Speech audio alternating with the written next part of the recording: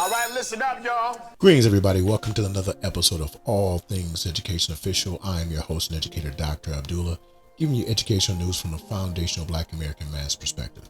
Today, we're going to talk about how the American educational system is failing everyone, especially Black children. Kids are not cogs in a machine.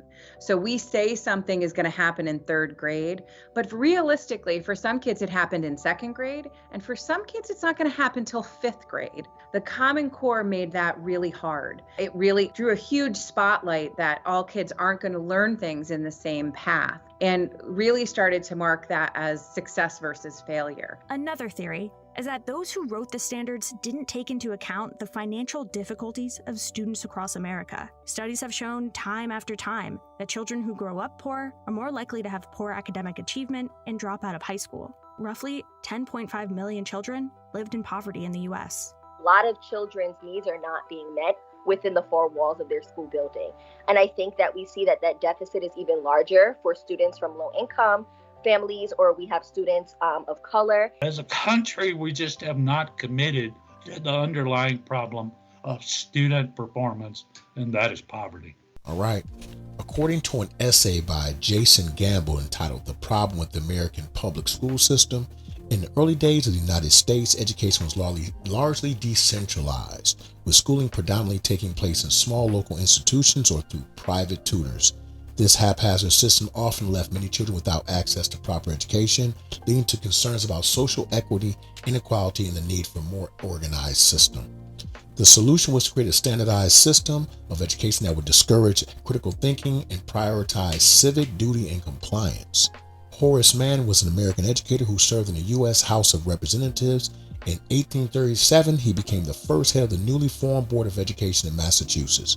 As the first secretary of the Massachusetts Board of Education, Horace Mann stated that he and the state were the father of children. Mann drew inspiration from the Prussian education system, which was lauded for its emphasis on discipline, order, and civic duty. The adoption of the Prussian model in American education led to the establishment of graded classrooms, standardized curricula, and compulsory attendance laws. Many supporters of American educational systems will deny the very clear connection to Germany and the white supremacy movement that arose from the miseducation and misinformation that was common in the curriculum. In conclusion, the American educational system is not true education. It is indoctrination by design to complete or create a compliant workforce. In order to change the paradigm, we have to educate the next generation by returning to our roots. You know, realizing that education as we know it is by no means a way to educate our children. Before the Civil War, literacy rates for Black Americans were around 10 to 15%. After the Civil War, literacy rates rose to about 60% in just a few years. By 1910, literacy rates had climbed to nearly 70%, and this was done primarily by Black educators. I don't want any of these things to be missed by us as a people. We have the knowledge and the wherewithal to teach our children all the things necessary to be a thriving community. There are communities that I see every day, especially out on the East Coast, that do not have the wherewithal, the ingenuity, and the ability that we have in our communities, yet they're thriving. They're far surpassing us. We can always point to white supremacy as one of the hurdles, but we cannot always blame it as the final reason why we're not where we are. We have to be honest.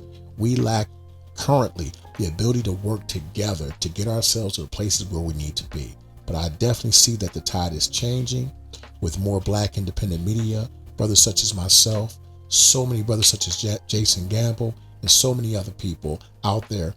They are teaching us and showing us how we as a community can rise above all that stands before us. We have the strength, we have the ability. No community is greater than ours.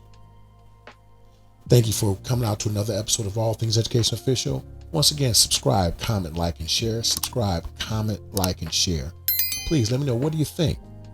Jason Gamble's assessment and his essay on the American educational system in the video. Do you think those are pretty accurate? I would say so. Leave your comments down in the comment section. You are dismissed. dismissed. You are all expurgated. You are dismissed.